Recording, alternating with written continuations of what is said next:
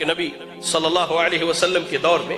صحیح بخاری اور صحیح مسلم کی روایت ہے، ایک عورت مسجد صاف کیا کرتی تھی۔ کچھ دن اللہ کے نبی صلی اللہ علیہ وسلم نے اسے نہیں دیکھا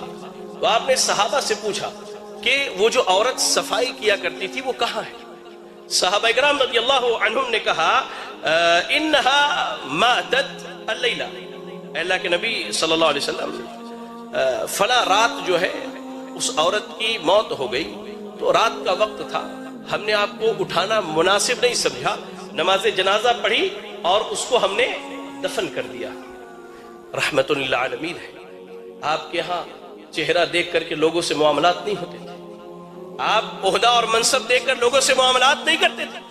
جھاڑو دینے والی عورت کے بارے میں پوچھتے کہاں ہے اس کی قبر، دلونی بتلاؤ مجھے اس کی قبر کہاں ہے۔ صحابہ لے کر کے گئے، اللہ کے نبی صلی اللہ علیہ وسلم اس غریب عورت کے قبر کے سامنے کھڑے ہوئے، قبلہ رو کیا آپ نے اور اس کی نماز جنازہ پڑھی اور اس کے حق میں دعا کیا۔ اور اس کے بعد اللہ کے نبی صلی اللہ علیہ وسلم کیا کہتے ہیں، ان هذه القبور مملوءۃ ظلما، آپ صلی اللہ علیہ وسلم کہتے ہیں کہ یہ قبر جو ہے قبر والے پر بالکل اندھیرا اور تاریک ہوتا ہے، اس میں کوئی روشنی نہیں، کوئی روشنی نہیں ہوتی۔ آج ہم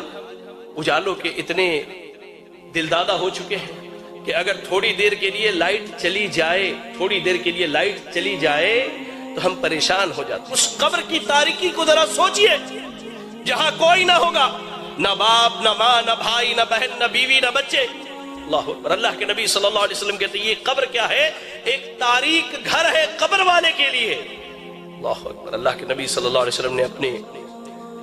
آپ نے آگے فرمایا کہ میں نے اس کی نماز جنازہ پڑھی، اس کے حق میں دعا کیا تو اللہ تعالیٰ میرے دعا اور اس پر نماز پڑھنے کی وجہ سے اس کے قبر کو نور سے منور کر دے گا۔